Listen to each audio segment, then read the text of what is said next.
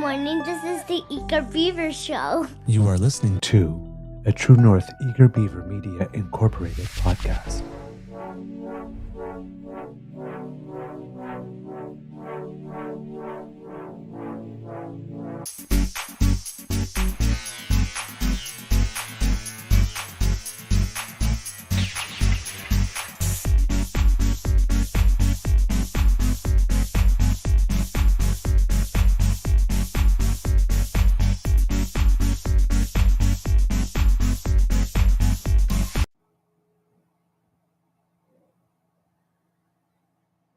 I don't know what happened there. That was Okay. weird. Well, good morning and hello, kids. You're here already. I don't know what, I literally don't know what happened. It just did that. I know. Everything's been very weird software-wise this morning. I've had to read YouTube a couple of times. I don't know what's going on. I was just about to start rocking out to the music. I was like, oh, there you are. Yeah, I honestly, I don't know what happened. I'll figure it out later.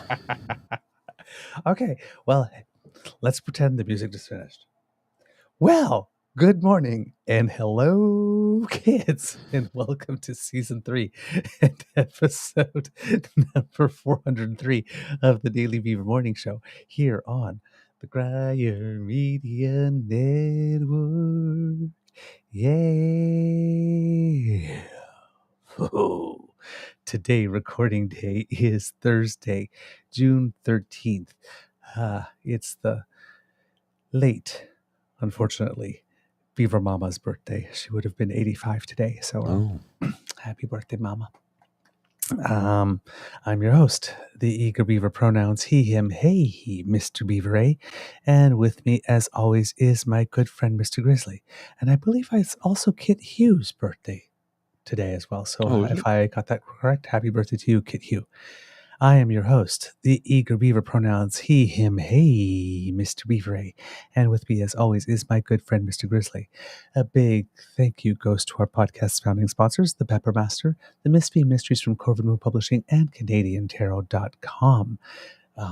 We have one episode planned for you today, but we're not quite sure whether or not it's going to happen. So we've started, and we'll see what's going on. But before we get any further, let's ask Mr. Grizzly, how's your mental health doing today, sir? Well, pretty good, actually. Yes. Surprisingly good. And I have no idea why. I'm feeling good about myself. I'm a little tired. I didn't sleep well. And Lola's sitting right here beside me. I'll see if I can get the camera on her. She's being very frisky this morning. I don't know what's up with her. A frisky Lola. There she is. Here we go. I'll just put the camera on her. And I'll bring that onto the scene in a second. Here we are. Oh, who's a good girl? Who's a good girl? Oh, that's a happy pup. That's a happy pup. Yeah, she's very, very content and happy this morning. Look at this. Oh, that's a happy pup. She's adorable. All right. Anything else, Mr. Grizzly? I honestly, I don't know why I'm feeling good this morning. Like I said, I didn't sleep well last night. Alex? I was up, I think at 4 I woke up, and then I fell back to sleep. And then Lola normally comes and wakes me up at 5:30. This morning she crawled into bed on top of me at 5 a.m., which is, I'd like that little extra bit of sleep, and I didn't get it this morning. And now she's right at she's got her head on my knee. So she's just really, I don't know, really amorous this morning. I don't know what's gotten into her. Did you just say amorous? Amorous, yes. Oh my God. What? Yes. She just wants a lot of attention this morning. I don't know what's up with her. But I'm feeling good. Maybe it might have something to do with this little mutt here that just kind of demands attention from me, and that does help my mental health a great deal. Not going to lie. It really does. Doggies have a way of doing that, as do kitties, But I'm feeling good this morning. And I'm surprised I feel good because, tomorrow is my last day at my current job. I don't know what I'm going to be doing come Monday. I might have to go back out into the field, which is not appealing to me because I I just can't do it. It'll be like a 3-week thing before my Okay. vacation starts. But my like I've got a tendons in my left arm are shot. My right shoulder is done. My back is finished. My knees are shot. I'm a goaltender, right?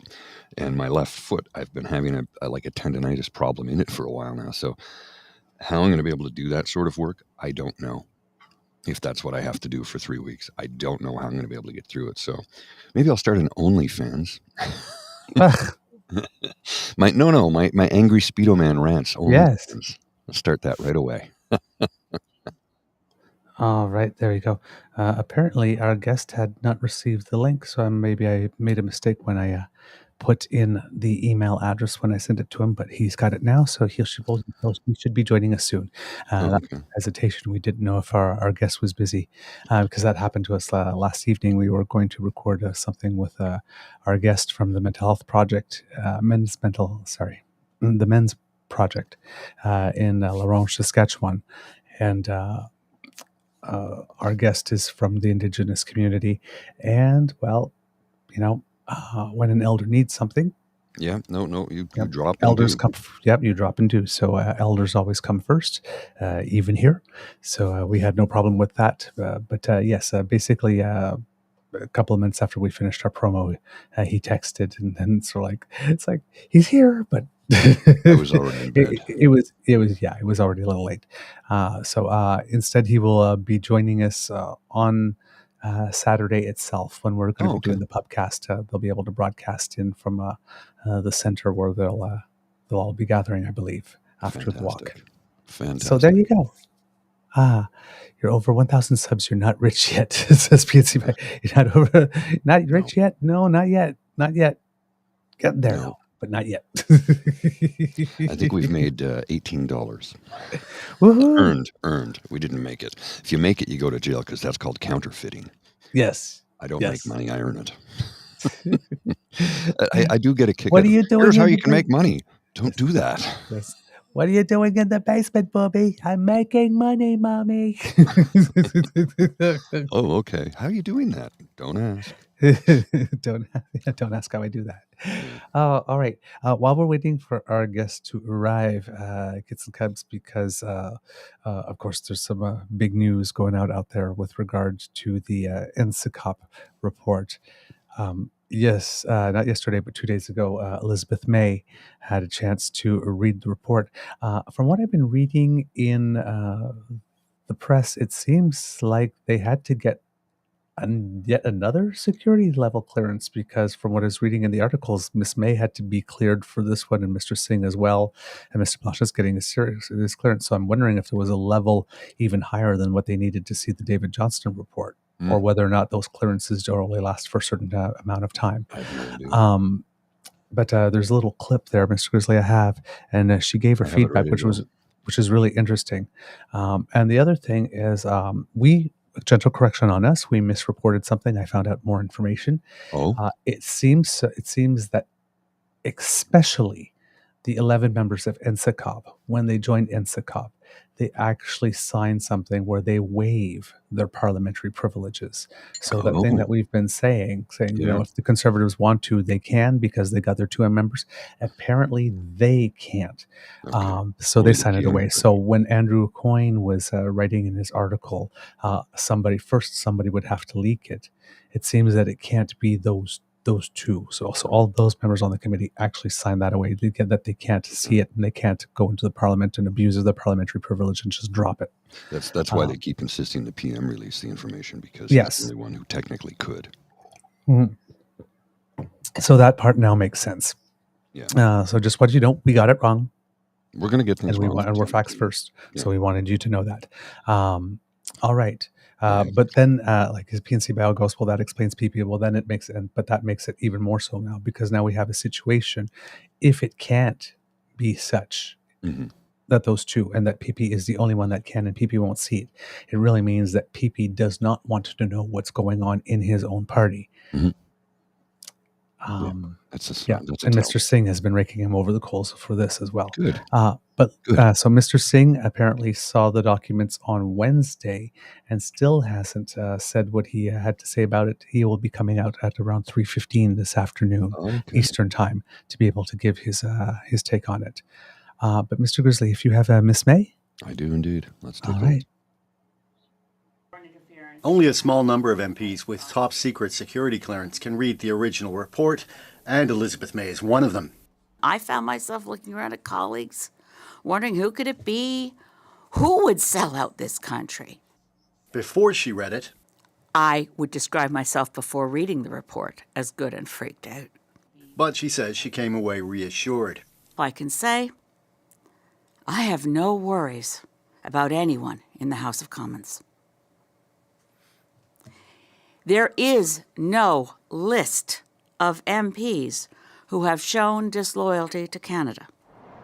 Speculation has run rampant since last week when a cross-party committee of MPs and senators released a heavily redacted report alleging some parliamentarians were wittingly or semi-wittingly helping foreign governments meddle in Canadian affairs. May says no sitting MP is accused of knowing collusion. Saying, as I do, that I'm relieved does not mean that there is nothing to see here, folks. She says the report does mention one unnamed former MP who did knowingly give privileged information to a foreign operative. This individual was entirely aware of the circumstances and was witting. That person, former MP, whose name is not included in the report, should be fully investigated and prosecuted. May says there is a small group of MPs who may have been compromised by foreign governments, for example, in party nomination races. I want to make certain that there is none of my MPs which has any kind of implication with the foreign and hostile power. Today, Bloc leader Yves-François Blanchet says he's getting clearance to read the report. I feel this is my duty. And the PM went after the leader of the opposition for not doing the same. Elizabeth May took on her responsibilities as party leader, got her security clearance, and did the work. Mr. Poilievre should do that too. He is choosing ignorance so he can play partisan politics. But Trudeau's number two asked twice if the Liberals would expel any caucus member who knowingly worked for a foreign power, refused to answer. Evan, a lot of people might be wondering why they're only hearing these details now, to the extent that they're details, and why they're hearing it from the leader of the Green Party. Well, the leader of the Green Party, Elizabeth May, was able to read this report because she has the very highest security clearance, and therefore she can. And Jagmeet Singh, who also has a high clearance, plans to read it himself tomorrow. But she also made it clear, Ian, that she read it with a view to communicating as much of it as she could to the public without breaking laws. And so for that reason, she coordinated with the Privy Council to find out just exactly how much she could say. And that's really the reason for the very measured tone of the comments that we saw today. Evan Dyer in Ottawa. Okay, so we learned a couple of things there, right? Mm-hmm. All that Pierre's been saying, well, if I read it, I can't say anything about it. We just learned from what Elizabeth May does, you can read it, then you can go talk to the clerk of the Privy Council and say, I'd like to say this, and the clerk of the Privy Council will tell you whether you can, whether you can't. Exactly. So it's not that you can't say anything. That was always a lie that you'll be 100% gagged. You can speak to it in limited ways. Measured ways, yes. Right? So again, now, when Elizabeth May came out with her comment, Mr. Grizzly, if you would put this up on the screen. Some people decided to choose to do this and try to remind us of this moment Oh, yeah. in order to discredit her. Mm-hmm. So this moment here, for people who are listening at home, is when she was at the press gallery dinner at the then Canadian Museum of Civilization. And according to Elizabeth May, she had got back after some long travel and was very fatigued and made a bit of a speech that was maybe out of character that we would expect for Elizabeth May, a little advised. Lisa Raitt had come up to say, okay, you probably should get off the stage now. And then, of course, some people are going, wow, stellar. Gee, we can't really. Mm-hmm. It's like, yeah, this one moment, like, destroyed. One moment in time that One moment in encapsulates an time. entire life, right? Yes. God, I hate when people do that. Let us remind, Yeah. Elizabeth May was named by fellow MPs, her peers, as Parliamentary Note of the Year in 2012, the hardest working MP in 2013, the best orator in 2014, and most knowledgeable in 2020. In 2010, Newsweek named her as one of the world's most influential women. Okay. So let's boil down. Let's toss all of that aside and boil it down to one single moment in time. And therefore, we can't respect anything that she says whatsoever. Fuck! I hate people like that. That I really get angry about that. I trust me. I told them that. They got an invitation to run an ultra marathon off the world's shortest pier. Good for that. It's like the same people who keep bringing up blackface. Yeah. Every single time they keep going back to that, and it's like, guess what? You're the one committing the sin here. You're the one who keeps bringing that trope up. Do you think a single moment in a man's life encapsulates his entire life? I can't stand that. I can't stand it. Now we had yesterday also, wish I could find it, was David McGuinty, who is the chair of the NSICOP committee, came out yesterday and had some interesting words. Here we go, Mr. Grizzly. I've got the clip for you there to share with Canadians. And the Prime Minister's tone in that previous video is really starting to get it. And as you can see, Mr. Blanchette, turned around and said, "It's my duty." Yes. So why can't Pierre think it's the same thing? Remember the party Yves-François Blanchette is a representative thereof. Remember what that party's MO is. And he felt that it was his duty to Canada. So that's telling. Okay, this is really weird. The link is not sending to him. Okay, just hold on. I will keep doing. Just keep talking, and I will try again. Well, what I was going to say is suggest I can resend you the link if you need to, but I don't know if maybe it's getting filtered through his. I don't know. Anyway, let's just take a look at this clip of David McGuinty. Part of the reason for your committee is to provide some clarity as to what's happening in security intelligence spaces, so that not everything happens behind closed doors. Yes. We now know Elizabeth May has read the report. She interprets it quite differently than I think most of us have interpreted it, and I think maybe than you intended it to be interpreted. Can you help us know? I know you haven't seen her comments yet, but will you, if you read her comments and you feel like she's interpreting that report wrongly, will you offer that clarity? First of all, when we do our work, we don't intend it to be communicated one way or another. We just do the work. When we come to ground and what we're going to say, it's predicated on hours of deliberations and a lot of confidential and classified material. So we don't design it with a message track. This is not a communications exercise. This is a national security and intelligence review process. I don't retain outside communications expertise on how to position the message track. That's what politicians do. I get it. This is a different kind of process. This is why this is so unique, and it's the first time since the War Committee, I think of 1942, when we have politicians coming together to deal with these sensitive issues.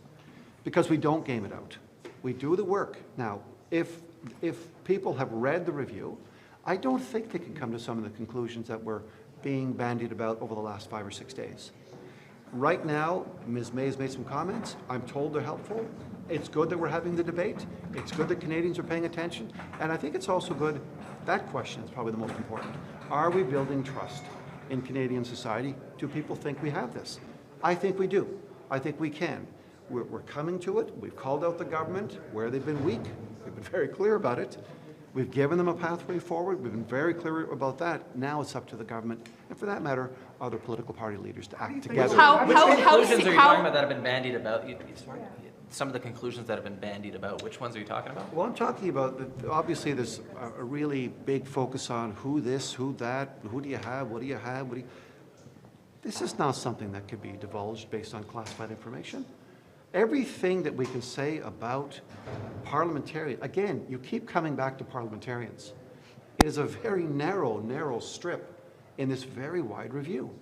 This is not intended to be a targeted parliamentary review. This is targeting 2 elections, what happened in those elections, who the malign state actors might be, who we can name, who we cannot name, where it goes, where is foreign interference? Is it in our NGOs? Yes. Is it in our boardrooms? Yes. Is it in our community associations? Yes. Should we wake up? Yes. Should we deal with this together? Yes. Can we? Yes.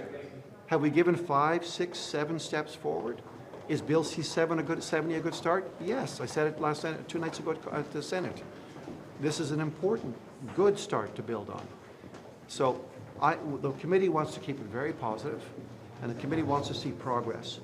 Again, I think our leaders can come together and do this because our committee has come together to do this.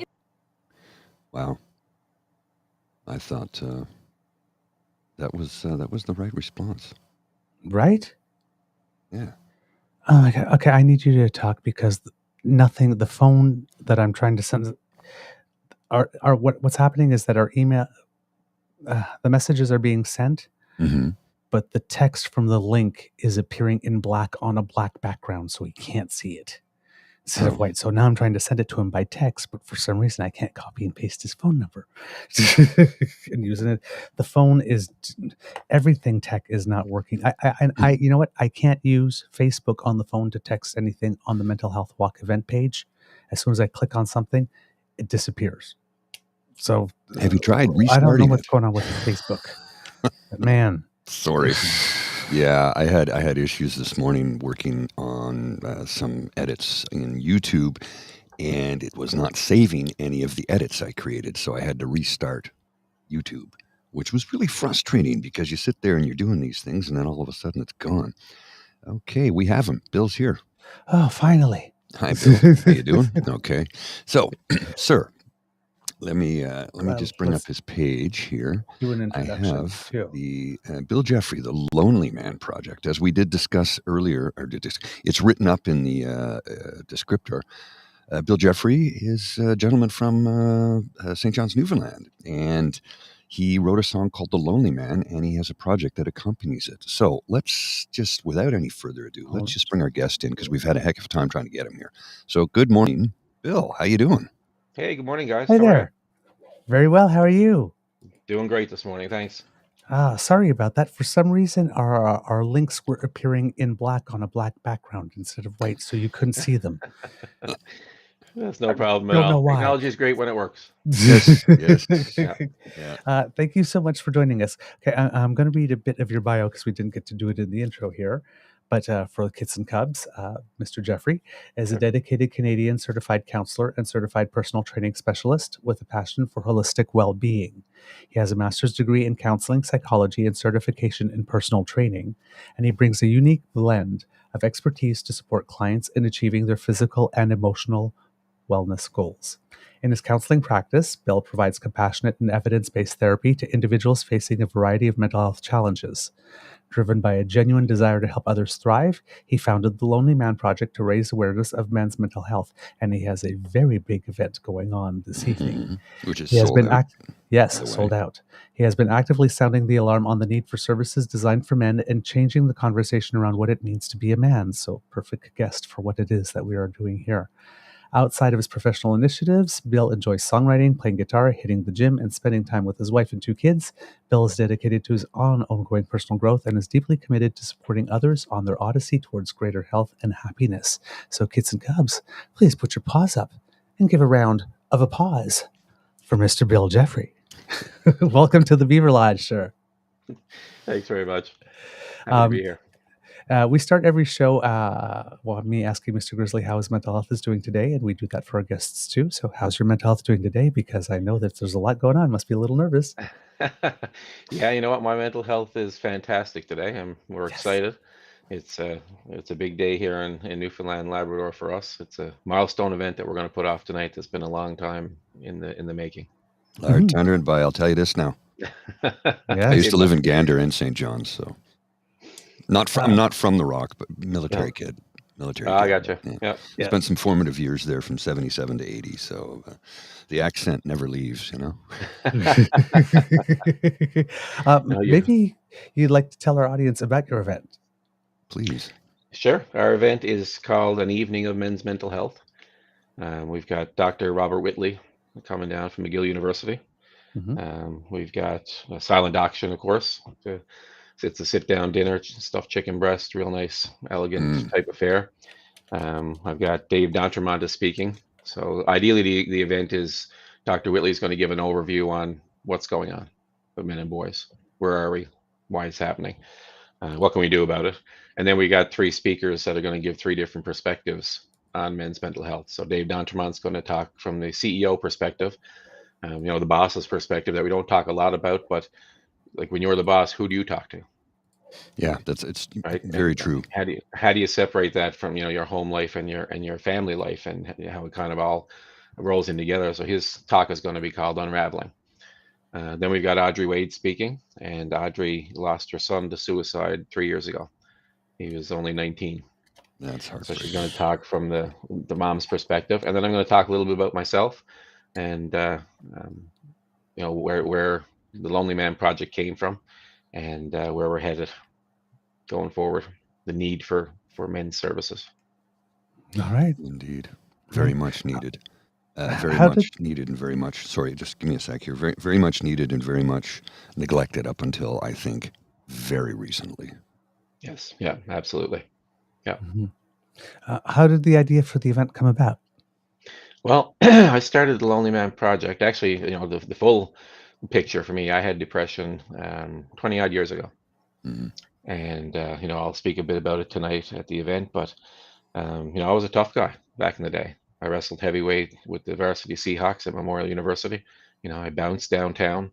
I was your proverbial tough guy. So we moved to, I went to Halifax to go to school up there. I met my wife, now my girlfriend then, I guess, up there. And then we moved to Toronto. And when I moved up there, I was in the best shape of my life.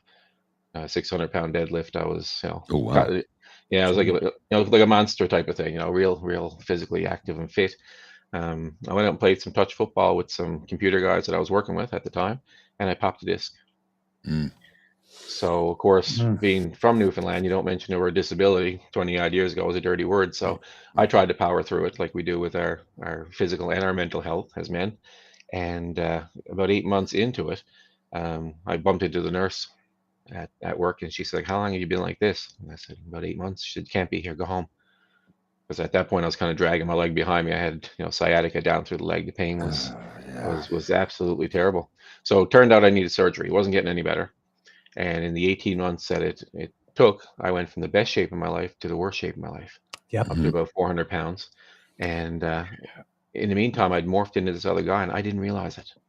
No, it happens slowly, incrementally, right? You don't know it, and then all of a sudden, somebody might hold up a mirror and show you what you look like because you don't see it, right? That's exactly what happened. So my sister was doing a counseling program in the States, and she came up to visit. And after a few hours, she's like, "So how long have you had depression?" I'm like, "What have I got to be depressed about? What are you talking about? I'm here in Toronto. I got my Jays. I got my Leafs. I got a great job, beautiful girlfriend. Everything's going fantastic. What have I got to be depressed about?" It's like And then that's she not. started pointing out some things like, I was at Walmart and I said something to the guy beside me because his stuff was too close to mine on the belt. And I rolled down my window on the 401, a little bit of road rage, the guy next to me. You go to Costco and the guy didn't use a signal light on the way in, so you go up and you say something to him. Yeah. None of which was me. Right? I was very, very short and really I was mean to my girlfriend at that point. But I didn't realize it. I didn't know that I was this guy. So everybody around me could see it, but I couldn't see it. And my girlfriend told me I wasn't listening to her. So to my benefit, and God love her, she stuck with me through it. But that sent me on a trip to try and figure out what happened and how could this happen to me. But again, I was a tough guy. I can power through anything, not a problem. And yet I couldn't get through this. So I did some counseling, took some antidepressants, got past my depression, and returned to myself, which is the one big hope that we have when it comes to men's mental health. You can manage a lot of this once you take the bull by the horns. And so anyway, I wanted to understand as much as I could. So I started reading.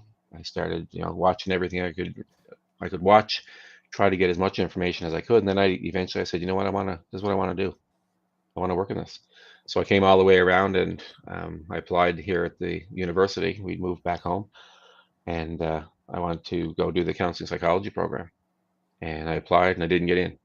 I'm like, what do you mean I didn't get in? I get in everything. I don't understand what's going on here. So at that point, the program here was more for teachers. And so teachers were coming through and they were becoming guidance counselors. So I actually went back and I did an adult education degree to get into the master's program. So eventually I got into the program and graduated 2016, I guess. And of course, I was very interested in men's mental health.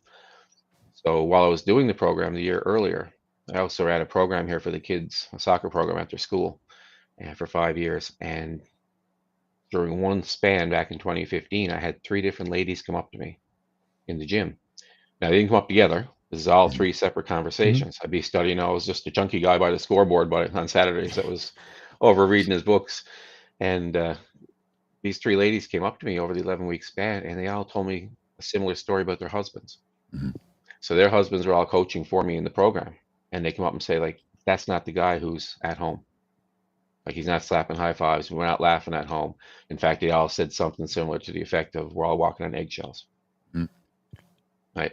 And when I mentioned male depression, they came back with the same thing, saying, well, it can't be depression because he's really angry. And I realized, I said, well, yeah, we've never had a campaign to tell people that, the hallmark of male depression is anger. Yes. Yeah, Right? no, that's absolutely what it is. Yeah, you see somebody going crazy about a parking spot outside of the mall. You don't say, geez, maybe he's depressed and this is his last straw. You say, what an idiot. Nah, what an arsehole. Yeah, and that's what one of these ladies actually said. She said, my husband turned into an arsehole. Yeah. And I knew him for a while. I said, well, how long have you been with him? And she said, 20 years. I said, 20 years, and he just now turned into an arsehole.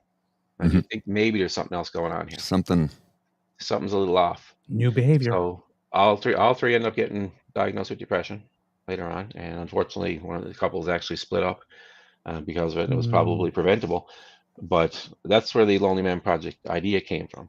So I took a run with government, and I said, look, like, this is our problem with men and boys here, and we don't have supports for them. Let me do some research for you, and I can show you what's here. And they weren't interested in it. So I did the research anyway and presented it to them. I call it Men at Risk. And, it was all the stats were there. The evidence this has been evidence-based for quite a while. And they really didn't want to move on it. So, okay, I said, what else can I do? They said, well, maybe if you write a program directed at men and, a community organization submits it as opposed to an individual, they can have a look at that. I said, okay, so that's what I did. I got a job at a community agency here in town. And I wrote a program that I called Man Up because I wanted to change the meaning of Man Up. And they submitted it. And ideally, it came back and they said, can it be more broad-based? They wanted to have women included. And they, to the agency's credit, they went back and said, well, we can run a program for women as well, not a problem. But what we're seeing is we need these men in the room together. Yes. And so they declined to fund it. So I took another step back. I said, okay, so we're not doing the research. We're not going to look at the program. And, fast forward to the, 2020 and the oil and gas collapse, and that program would have fit to a T here in St. John's because it was targeted at men who were recently unemployed to help maintain their mental health while they were off. Anyway, I digress. So I said, how else can I attack this problem? So I said, I'm going to write a song. So I wrote The Lonely Man. And that was based on my own experience and a lot of the men that I'd worked with up to that point. And, it tells more of the story of the lonely man and the common elements of men that are suffering from mental health issues and struggling.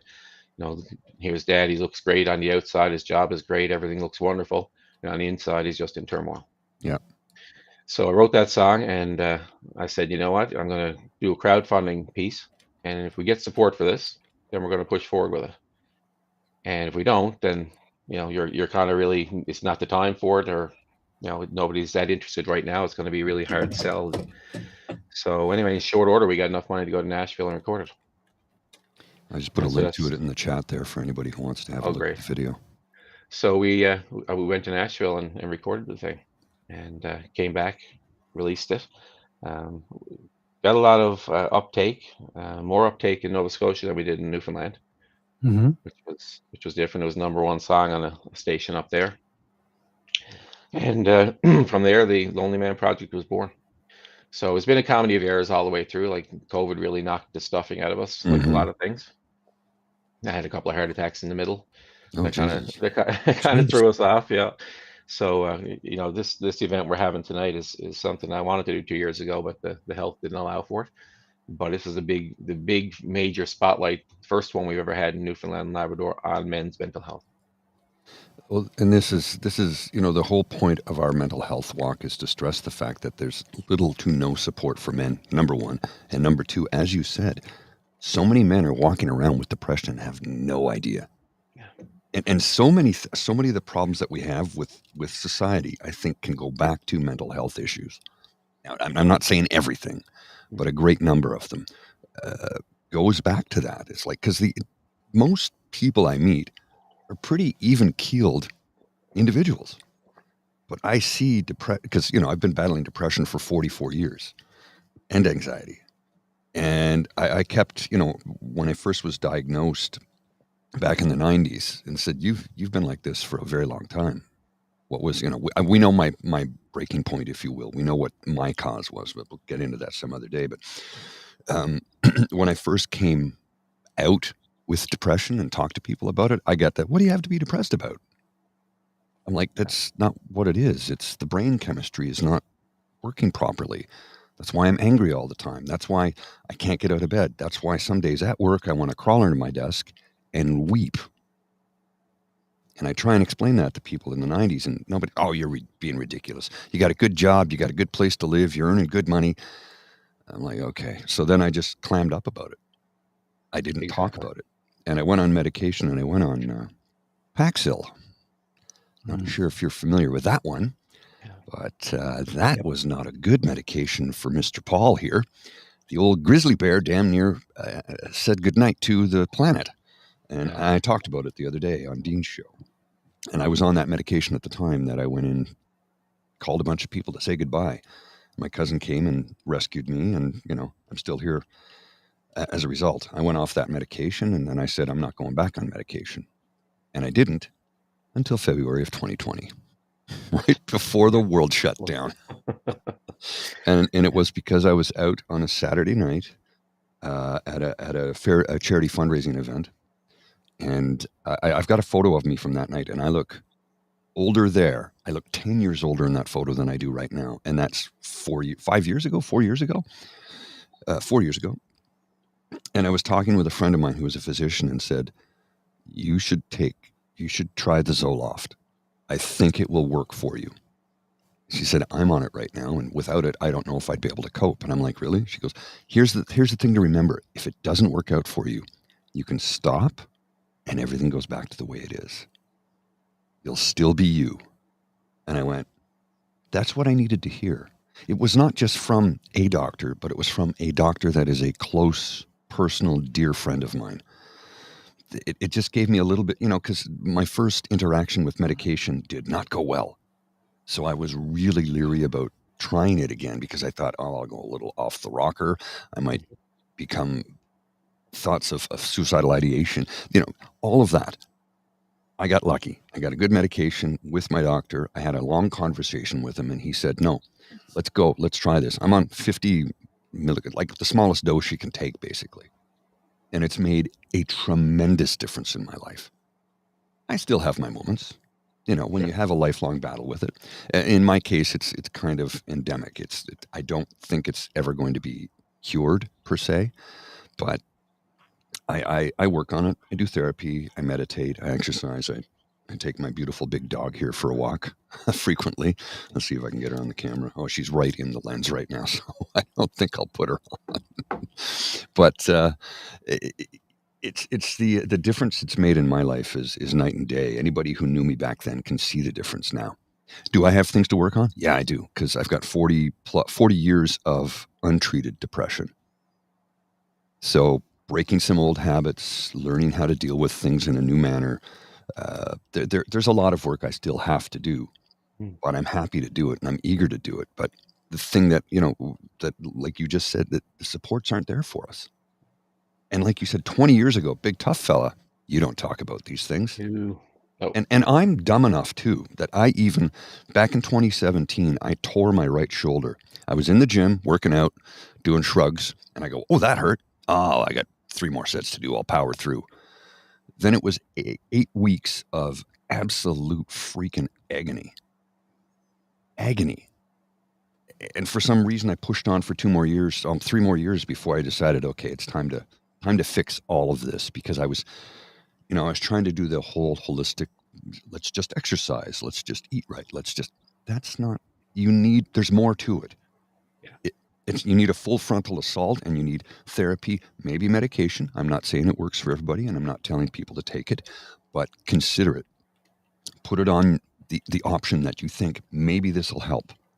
But the thing is, it's not just awareness, we need support. And what you're doing, sir, it's like, I salute you, because this is what we're trying to create, something similar. I mean, I don't have your educational background, and nor do I have the financial wherewithal to be able to go out and pursue it. But, I really do appreciate what you're doing. Well, I appreciate that. One of the, the things we tell men is that you're not alone. Right? You come out and talk. You don't need to deal with this on your own. Right? Yep. And then we don't provide them with any supports or programs, forcing them to do exactly what we just said you don't need to do, which is figure it out on your own. Right. Exactly. Right. That's a huge problem. We talk about our physical health and our mental health. It's ingrained in a lot of us, right, to power through things. So much like your shoulder, when I had a heart attack, I had pain for 7 hours. Yeah. I didn't go to the hospital until it got absolutely clear what it was. So I had, pain in the lower abdomen, and I thought it was coffee. Stretched around for a bit and took Tums at work, trying to get through it. Came home, lie down, and my wife was like, why are you lying down? I said, I got this bad heartburn for the last couple hours. Okay, well, we should probably go over to the hospital. I said, nah, it's fine, it'll pass. So I laid there, and a couple hours later, it progressed. I had pain in both triceps. Eventually, I got pain in the jaw, got a bit of shortness of breath. I said, okay, fine, if it'll shut you up, we'll go over. And so we did. And it turns out I had like 9 blockages. Oh my word. And had a heart attack. So, when it comes to men, it's not just our mental health, it's our physical health that we put it off. Yeah, we got to stop doing that. But, we look at it and we blame it on a lot of men and say it's an individual thing. No, this is a societal issue. It is. Right? We've built men to be like this. Mm-hmm. Yep. Right? Which means we need to help to adjust men to be where they need to be. Yeah. It's really weird. It's like there's a lot of things you mentioned as similar. I was a dance student and busted up my knee, and same as you. I went from dance and busted up so much that I couldn't put weight on it and whatnot, and I was on my soft tissue bled, and I was on my back for about 3 months. But when you're dancing 40 hours a week, you expend a lot of energy, so you eat a lot of food. Yeah. Well, when your body stops moving, all of a sudden your body doesn't stop craving the food all of a sudden. And same as you, I went from the best shape of my life to the most I've ever weighed in my entire life in 3 months. Wow. Poof. It's not fun. It's a really weird situation. Now, one of the reasons you are doing all of this is to start a men's resource center, according to your website. Could you tell us a little bit about that project? Well, here in Newfoundland, there's no organization that has a mandate for men. Okay. So we None. got a lot of work to do. No, we've got a lot of work to do. There's unless there's funding provided, the organizations aren't necessarily looking to push into new realms. So I have no doubt when they do make funding available for men's programs here, every organization is going to want to have a program because they're going to bring money into their organization. But that doesn't mean that they're dedicated to men's mental health. That means you want to bring some more funds into the organization. So for me, what I hear a lot from women and from men is that the men are saying like, I don't have a problem, and if I didn't, where would I go anyway? Yeah, where would I go? And they're not wrong. Like here in St. John's, we have 2 drop-in centers for women, drop-in counseling. Men don't have any. Mm-hmm. But our suicide rate last year was 80% male. Right. And in 2020, our suicide rate was 82% male. Right. Yeah. We don't have a drop-in center for these guys to go in and just talk. So the Men's Resource Center is really to be a hub to run these programs through.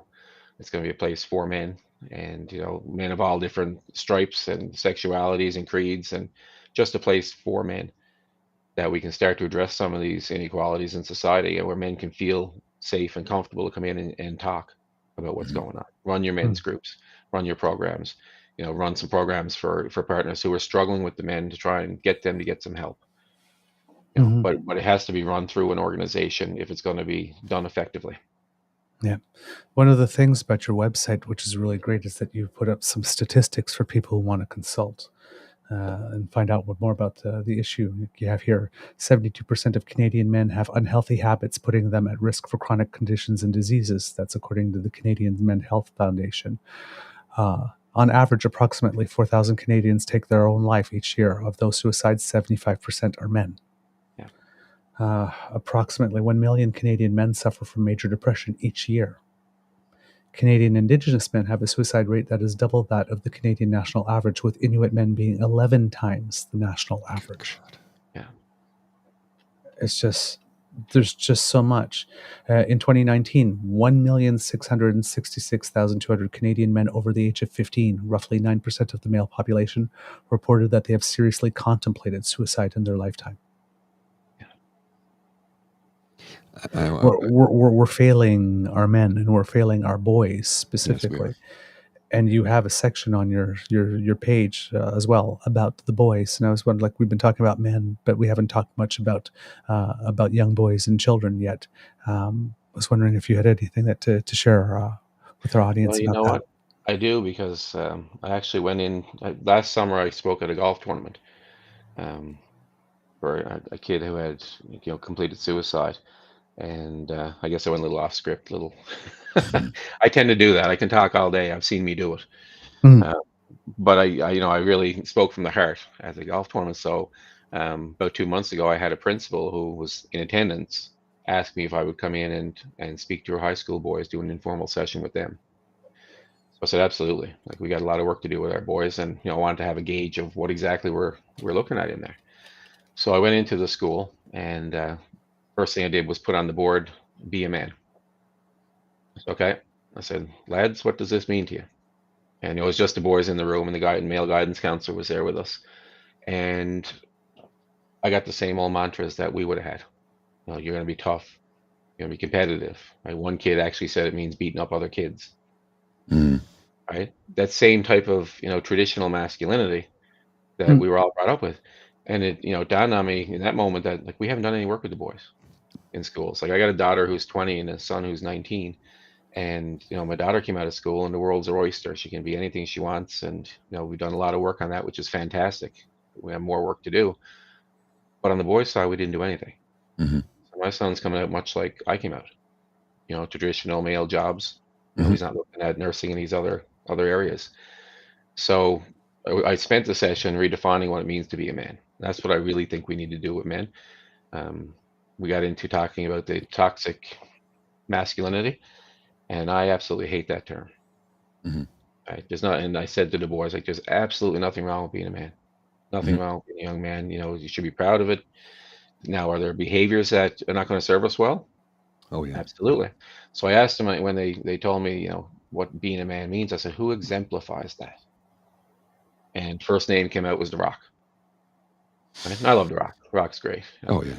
So we did our session, and we talked about behaviors that would help moving us forward. And at the end, I said, can we all agree that these behaviors that you've listed before are not going to serve us well as men? So we did. So we crossed it out, and we made a list of new behaviors, which would be seeking help. And I said, look at the name that you gave us. And I circled it. And I said, now, would it surprise you to know that this guy also had mental health issues and is openly talking about it? And they were shocked. I said, so it is possible to be, strong and competitive and want to win in hockey and play your sports and be a man, but also to be able to talk about your feelings, talk about what's going on in your life, and get that help and help others. And so that really opened up the door to him. But when I spoke about the masculinity piece, you could almost feel the weight being lifted off of him. Oh, wow. Right? You could feel it. Once I said, we're not toxic. It's okay to be men, because we've really put a shame and a guilt on these young fellas of slap the label on who they are. Yeah, and that can affect, when you get that slapped on you as a young person, that'll stick with you forever. And it's like a festering wound. It doesn't heal on its own. It just gets worse and worse and worse. And we're not giving them alternatives. So these guys are heading to the internet, and they're going to Andrew Tate. Yeah. They're going to Jordan Peterson. Now, some of what Jordan Peterson says makes sense. A very intelligent, articulate man. So when he stays in his lane, he's pretty good. Yeah, but he veers sometimes he veers off. Yeah. Right? Now, Andrew Tate, he's made a fortune on pushing traditional masculinity. Yeah. And that's exactly what he's doing. I saw one of his videos saying, you don't feel like getting up? Who cares? You're a man. You get up and you go to work. I'm like, what year is this? Yeah. Right? Of course it matters how you feel. What are you talking about? But we haven't given these young fellas any alternatives. I always say it's not toxic masculinity is the problem. It's a lack of masculinity is our problem. Like here in Newfoundland, you look at the school system, we've got our guidance counselors, 80% are women. Mm-hmm. Then you've got your teachers, there's a sprinkling in K to 6. Right? We're hurting for masculinity. I had a radio show host here. Sorry, I didn't have a male teacher until grade 8. Yeah. In my life. Yeah, it's problematic. Grade 4. Yeah, the school principal, yes, but no male teacher until grade 8. I didn't even know men taught until grade 8. Well, I had a teacher seriously, Kelly, but he was a toxic individual in that he'd walk, sit up straight, hit you in the back of the head with a ruler, snap you, physical abuse. Yeah. And at the time, many parents in the 70s would go, well, that's because you weren't, let that teacher teach you a lesson. You were not behaving properly in his class. I'm like, so we actually condoned our teachers hitting our own children at the time because that was the thought process, right? I'm not upset about it. It happened. It's over. I've moved on. But it's like, can we fix things so that doesn't happen in the future for children? Teachers should never hit a child. Now, a child should never hit a teacher either. But if a child does that, let's take a closer look at what's happening because that's not normal behavior from a child. No, it's not. We had a radio show here, a radio show host here, talking about violence against women. Mm-hmm. And so, men take your sons aside and have those conversations. And no, absolutely. Yeah. But I wrote to him a direct message and said, like, you're assuming that everybody has a father at home. That's the other thing. And you're assuming that every father at home is not involved in violence against women. Mm-hmm. Right. That's a big assumption to make. Yeah. So Right. we've got a lack of masculinity and lack of role models for these kids that are coming up through. And as they're going out, they're looking, saying, okay, who do I gravitate towards? I even look at Donald Trump. Bring the Trumper into it. Jesus. When he won the election back in 2016, right? The next day I was watching the speech from Hillary Clinton. Well, Hillary reached out to the girls and said, know that you're loved and all this other stuff. And she left it at that. Yep. Mm-hmm. Which is fine. But what's that telling the boys? So Yeah, there's two options, and she's with the girls. Who's for me? Yeah. I guess I'm with. Yeah. Yeah. Right. And that's what we're doing by default. So we got a lot of work to do in the men and boys area. And it starts in the school system. We need to get into the schools and start doing this work on a younger level. There's different age groups. Targeting men with one umbrella approach is not working either because we're different generations. Yeah. Like we got suicide rate is climbing in the older group.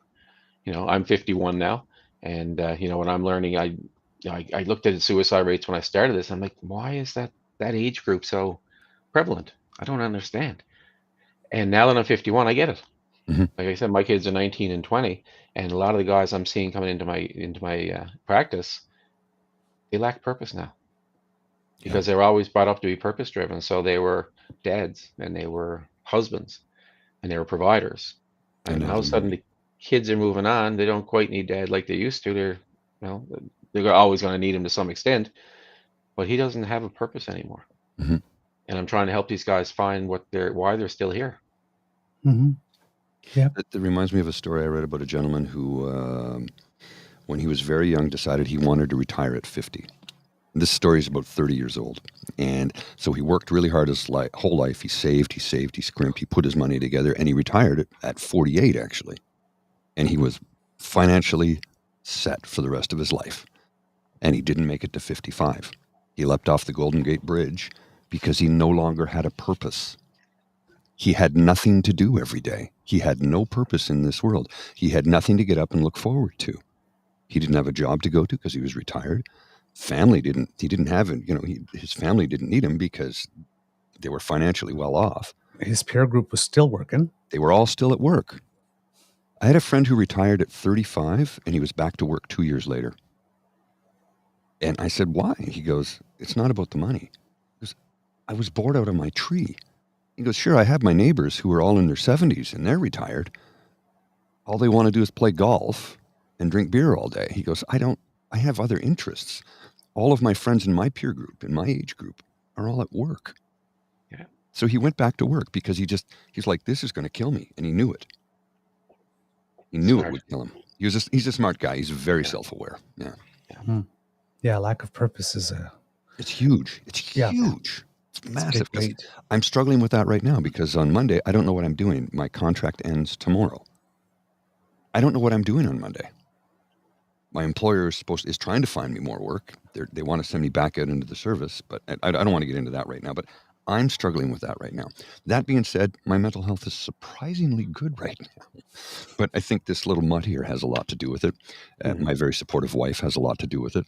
There's lots of good. Okay, Lola. Sorry. She's just trying to get right up on top of me here. Come on. Okay, there we go. Bill, I was wondering, because we've got a couple of minutes left, but I just wanted to ask you before, would you give us permission to actually play your song for our viewers?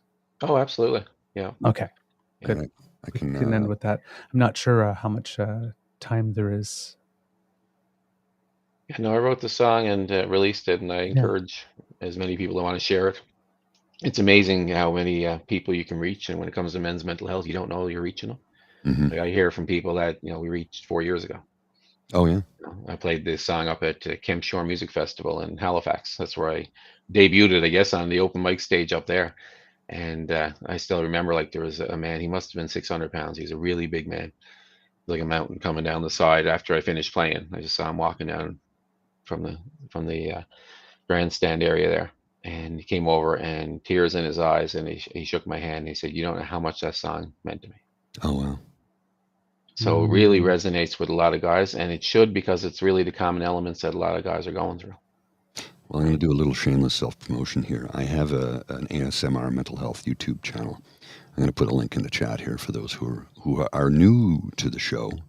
I try and do it every Monday at 9 p.m. It's 30 to 40 minutes where I just come on and I talk in a soft, soothing voice about my mental health challenges and the things that I do to get me through, and how your mental health can be affected from 100 different things. It's not one thing. It's 100 different things that can affect it. So, yeah, if you ever want to check that out, it's the links in the chat there. Yeah, I'm going to have a look at that. The idea with mental health is that we all have it. We don't all have mental illness. That's right. We all have mental health, and our mental health wavers from day to day. Right. I always, when I do my speaking, I always talk about depression, and I always liken it to. You ever see the movie Venom? Yes. Marvel movie. I said that's depression. Mm-hmm. So you got this alien inside of you, mm-hmm. and he's trying to come out. And the longer you wait, the more likely he is to come out, and eventually he envelops you. You're no longer in control. Yeah, you're absolutely But right. if you can go get some help and talk about your issues early, it doesn't matter. Is it girlfriend broke up with you? Are you having a problem at work? Is it financial? Whatever those problems are that you're stuck on, you're ruminating on, and you can't move past, go talk about them early. You're much more likely to keep venom at bay. And I talk about, look at the Judds. So, Winona Judd and her mm-hmm. daughter were going to go into the Hall of Fame. Yep. And she completed suicide 2 days before that. Yeah. Yep. Like, does anybody think that she was in control of herself at that point? No. Like, she would never take that away from her daughter. Mm-hmm. Even if she was going to plan it out, logically, she would wait until after that date and they'd enjoy that peace. And she didn't. 2 days before. Yeah. Clearly, venom had taken over at that point. She was no longer in control of what she was doing. And that's the issue with mental health. It can be fatal. And mm-hmm. we're not saying that enough, but mental health can be fatal. And we need people to understand the severity and the ramifications of not getting help, not just on you, but on the people that you're also leaving behind. Oh, yes. Right. And as we talked earlier, like awareness is a big part. And, I certainly understand not being aware of what's going on because I'm a picture board for it. Mm-hmm. But once you become aware, then you got to take action. Then the ball is in your court and this thing is manageable and you can move forward and you can live a happy life. And, yes, you might have persistent depressive disorder. You might have some low grade depression your whole life, but you can manage it. And you can feel, yeah, and you can feel better. And that's the idea here is that there's hope. But if you leave it, it's like anything else. If it's cancer or anything else, it's going to grow. Mm-hmm. It's going to get worse. And for a lot of men that I see, they're either already gone kaboom in their life. The wife is left. They're alcoholics. They're gambling, that sort of thing, or they're pretty damn close. Mm-hmm. And I tell you something I've had recently is I've had a few guys that have been referred to me for marriage counseling. So they're going to marriage counseling. And that's the first step, right? Well, it is, but I've had the female counselor call and say, I got this guy. I'm seeing this couple and I'm going to keep her, but he needs to see someone. So I've taken on these clients and within the first 5 minutes of talking to them, like, have you ever been screened for depression? Mm-hmm. Right? The last 3 have been severely depressed. Severely depressed. Now, how can marriage counseling work? Can't. Right. When you're severely depressed, of course it's not going to work. You're in there, you're irritable, you're angry, you're snapping, you're seeing everything as accosting you. You're not open to what's actually going on. And if you're probably there to fix you. Right. So what they're the saying is that problem. This is not going to work. So I'm going to work with her. And can you help this guy to get some help because he needs to see someone on his own? And as you talk about what's going on, and you say like this is the common tenets of depression, this is the characteristics of it, then they can start to finally see themselves in that. Mm-hmm. And say, oh my God, right? How do I fix this? And how do I fix my marriage or my relationship? Because I've done a lot of damage by not knowing what the heck was going on. Yeah, you have to see the pattern to interrupt it. Yeah. So we jumped to marriage counseling right away, but if you're not mentally ready to do marriage counseling, it ain't going to work. It's a waste of time and money and effort. Yeah. It's that simple. It really is. Something a friend of mine said to me years ago, she was a counselor, and she said a lot of the counselors she worked with just said, oh, he's a hitter. He beat his wife, so throw him out with the trash. Like he's garbage. Mm-hmm. And she's like, no, that is the wrong approach. That is only going to make it worse because he's never going to be fixed. He's never going to get better. And he's going to have children or he's going to affect somebody else in his life. Or and move you're just on to moving another it on woman. to somebody else. Another woman. It's like, no, we have to treat him too. Yes. You can't throw him out. No. And I'd never heard anybody say that before because I was of the mindset, well, he's scum, he's garbage, throw him out. She said, but that could be you. I'm like, no, I would never do that. And she goes, depression has a weird way of making you do things that aren't you. Like you said, venom. You regret it. You have regrets because of depression. It's a thief. It takes your joy and it makes you someone you're not. Yeah. So when it comes to like domestic violence, I mean, we got a lot of men that are domestic violence victims as well. And there's a whole piece of that those guys aren't getting supported. When it comes to the violence against women, there's a lot of one-offs in domestic violence. And I always say male mental health is like a balloon, right? And you put enough air into it, it pops. You let out a little bit of air every so often, it won't go off. There's no excuse for domestic violence. None. Zero excuse. But is there a reason for it? Yes. Yeah. And if there's a reason for it, we can target that reason for it and bring the numbers down. But we're too busy saying, yeah, well, he's a piece of garbage and throw it out. Right? Yeah. If we got that guy help beforehand, we prevent that incident from happening. I talked to a guy recently who was, I've known him for, 25 years. Nicest guy you ever want to meet. Mm-hmm. And he was going through a rough stretch, didn't get help. And he ended up pushing his wife.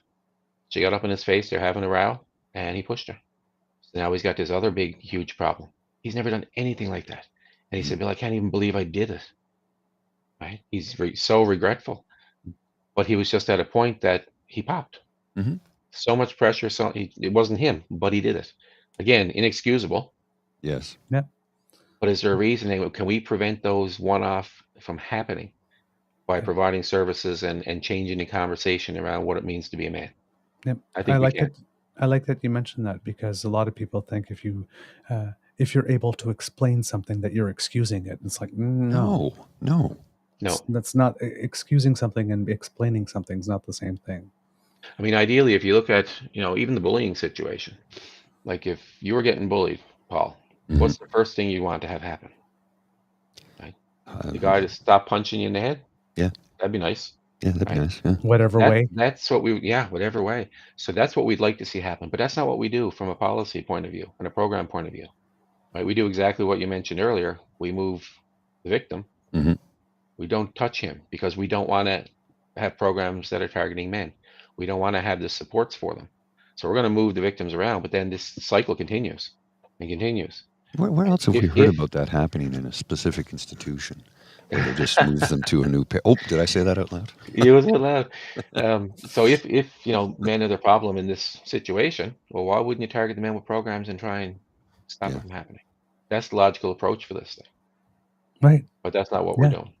Bill, sir, you are a good man. I hope we can work with you in the future because, sorry, I'm getting emotional because what you're saying is really, really important, and what you're doing is really important because if we don't do something, the problem is not going to go away, and it will get worse, and more men will be thrown away, and we're going to lose a whole generation of men. And like you say, men, I'm 56 in 3 weeks, right? And I know guys my age who are suddenly being able to open up to me because I'm open about it. I talk about it. And guys who've come to me and said, I'm like, yeah, you have depression. You need to go talk to your doctor. I'm not a counselor. I'm not qualified to, but I can see that you have something I would think is depression. So, and I always tell people, you don't need to be the face of it. Like I come to terms, I did all the research I could do because I wanted to understand what the heck was happening. And then I wanted to help other guys that were going through it. So you don't have to come out and have your face on a billboard. You don't have to do podcasts. What you need to do is get help. Yeah. It's confidential. You can go in through the back door of a place and you can come out through the back door and nobody needs to know unless you're telling them. But you need to get the help. Right? If you're not comfortable sharing that, that's fine. I'm out doing this work. You guys are out, talking about this. You don't need to be the guy talking about it. You need to be the guy that gets help for you and your family. That's the responsibility that you have.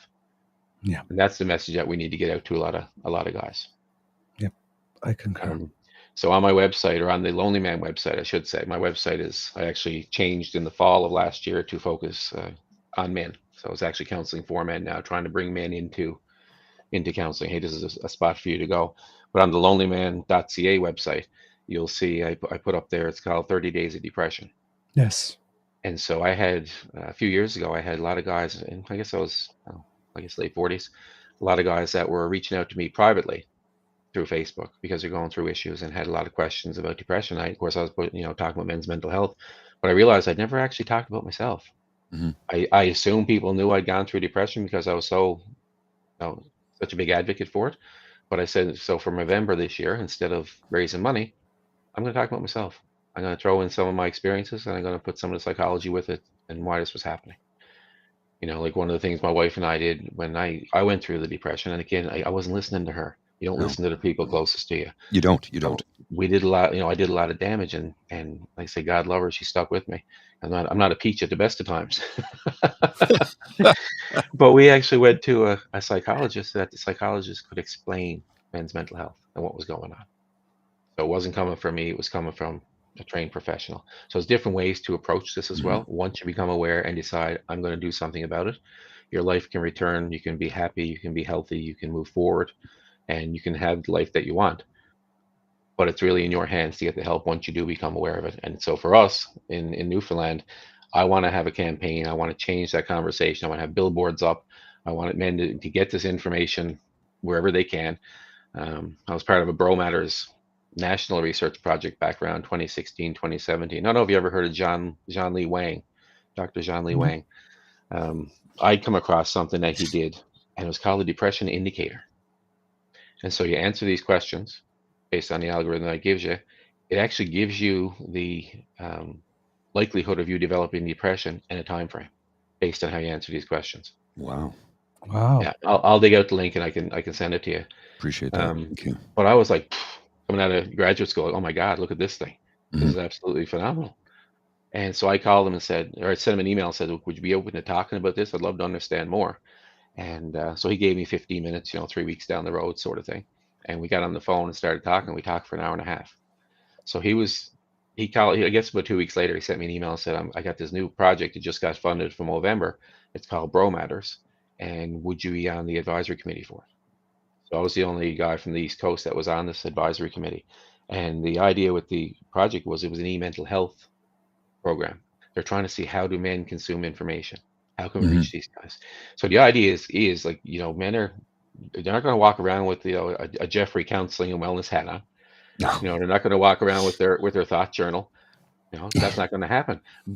But what they will do is take their phone, and if you see a billboard today that resonates with them when they're in bed tonight and they're flicking through their phone, they might surf to that and get that information, right? And again, it's we've got a lot of shame and guilt that goes along with this, but if we can get the information to the men to read it and consume it without making it imposed upon them and other people knowing about it, they're much more likely to seek it out, and it's going to land with them. Like I said, we might not know we're reaching these guys. Well, but I believe over time that some of these statistics of suicide and domestic violence will start to come down, and then we'll know we've reached a lot of these guys. One of the things that made me fight against going to get help was the thing that can't happen to me. Can't happen to me. No, that's for somebody else. No, and then you just keep silent about it, and that's what I think the vast majority of men do. It's not me. Oh God, no, I don't have that. That would never happen to me. Look at me, I'm fit. That's what you went through. That's what so many men go through.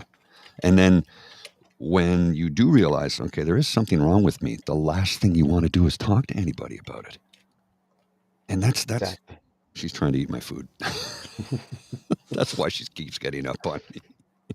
That's the last thing you want to do, though, is come to the realization and admit to yourself that there's something wrong, because you think you're weak, you think you're failing, you think society will look down upon you, because that's what society has taught us to think.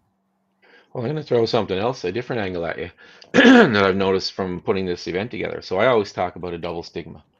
So for men, mental health issues are hard anyway for everybody.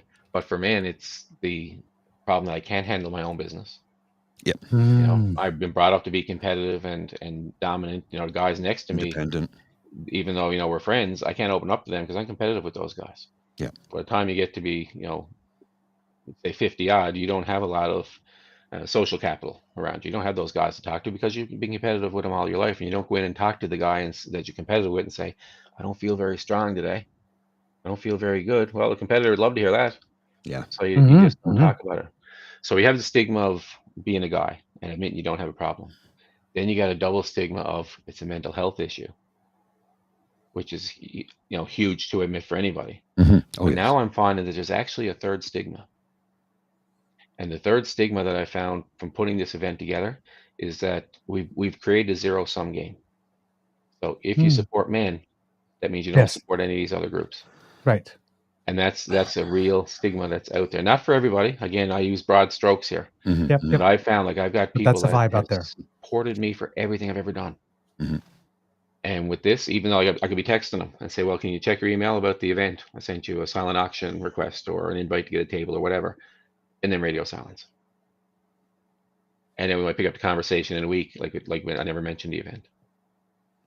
So we've got a situation where we've got to bridge a gap here now between men's mental health and it being socially acceptable to support men.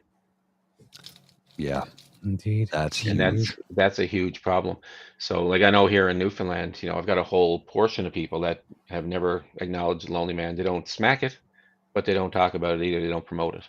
Now, some of these folks, when I sit down with them and they understand where this came from, what we're trying to do, I always say that, with men's mental health, A, we all know a guy. And B, it's a we thing, not a he thing. Right? That's what on your website. I noticed that right away. And it's like, you are so correct, sir. It is everybody at the table. Everybody to come to the table if we're going to fix this. And it affects absolutely everybody. If it's the hockey rinks, if it's the playground, if it's at work, if it's at home, men's mental health is affecting us everywhere, right? And we're not even necessarily realizing it. So we all have some skin in the game when it comes to this. And for my money, I think that's something that we need to do. We need to redefine what it means to be a man. We don't need to go back to the Andrew Tate days. We also don't need to, become, a different version of women. There's a middle ground here. Yeah. And that's just Right. moving men slightly over here and replacing those destructive behaviors with some more healthier behaviors. Yep, I concur. Mr. Grizzly, how are we doing for time? I got a roll, sir. I do have to get running. Apologies, but I still have to. I have 2 days of work left today and tomorrow. And Monday, I might have all the time in the world. I don't even know what's happening yet. So, but I do have to go in and earn a couple of bucks so I can keep a roof over this doggy's head. As we go out and end the show, we will play the song. But before we do that, thank you so very much, Oh goodness, yes. sir, for coming on the show, being a guest this morning. As we tell all our guests with regard to our initiative, you have a home here. So if there's something else that crosses your mind, something else you need to say, something that happens in the news, and you have some thoughts about it and you want to bring it up, please do contact us. This is not just a flavor of the month thing that we're doing. It's part of our our culture here that we're trying to build on the show. So I appreciate anytime that. you just send me a message, I've got something, we'll make a time. Yeah, Fantastic. That's wonderful. Listen, guys, thanks for having me on. I really enjoyed the conversation. I'm excited for tonight. It's going to be a good night in Newfoundland and Labrador. I'll send you some pictures when we get them back. Please do, and we'll have Dr. Whitley next Friday on the 20th on our show, so he'll be able to let us know how it went. He went out for some fish and chips with us last night, so yeah, he's a delightful individual. Yeah, he's got lots to talk about. Good. Absolutely. Good. All right, sir, you take care. We have to roll on out. Thank you we're so going to end much. the show with your video. So thanks again, sir. We'll talk Thanks, to you. guys. Oh, by Take the care. way, the kids have loved you. If you go back and you read the comments, we need more Bill. One question before you go. Someone wanted to know what your thesis was. I did the course route. The what? We had a choice of doing a thesis, or you could do more courses. Oh, okay. I did the course route. Because the thesis is going to take me much longer. Yeah. And to do my master's, I actually left my job because I wanted to do it all at one time instead of picking a course here and there. And so I actually did a security job while I was doing my master's at Republic of Doyle. I don't know if you saw the show or not. Oh, yeah.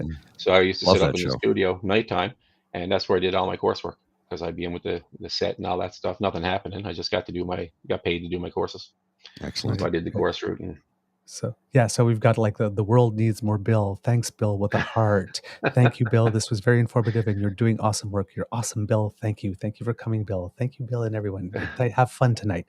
Everyone's sending all the good vibes. Thanks so much, guys. I appreciate it, and all you guys out there, you guys take care. Take care of yourselves. You too. Take care. All right. Bye. Okay, boys. Bye now. Okay, Mr. Grizzly, we have some tunes. We have some tunes. This is And The Lonely YouTube, Man. we have the rights. We got we have the rights permission. to We do this. asked. We got permission. All right, this is The Lonely Man, the official video. I'm just gonna go. We're gonna go full screen on this one, and actually, we're gonna take ourselves right out of the picture. Let's just watch the video, all right?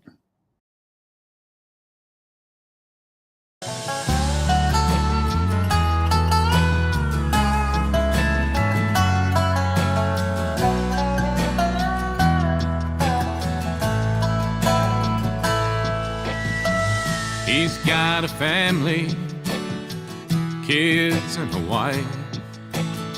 Oh, he's got a good job, he's living the life. But he's got a secret, and he's got a plan. Nobody knows yet, but he's the lonely man. When he was young, hard as a rock, he was all action, no time for talk. He worked hard, he played hard, hell, he had to win. And he was told to be tough again and again. And now the lonely man doesn't tell you how he's feeling. The lonely man, he just hides his pain. The lonely man, inside he's reeling. He pretends the sunshine in the rain. These days when he's at home, well, he's always mad. And even when he is there, his kids miss Dad. 'Cause he needs to talk now, but who would he talk to? He loves her so much, but that's something he can't do. He spends his nights alone in a bar, or spinning old tunes, sitting in his car. Sometimes when he's in bed and he'll start to yawn, she's laying next to him wondering where's he really gone. Because the lonely man doesn't tell you how he's feeling. The lonely man, he just hides his pain. The lonely man, inside he's reeling. He pretends it's sunshine in the rain.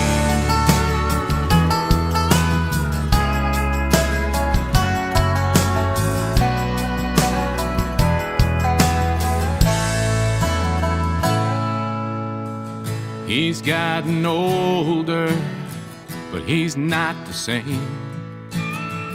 He's the latest player in this tired game. He once was a warrior, but he's feeling done. Inside his mind, his world weighs a ton. And he's full of guilt now, oh, he's full of shame. And he hears the silence when no one calls his name. He feels real numb, but his heart is sore. Pretty soon that lonely man won't be lonely anymore. Because the lonely man doesn't tell you how he's feeling. The lonely man, he just hides his pain. The lonely man, inside he's reeling. He just found some sunshine in his rain. He just found some sunshine in his rain.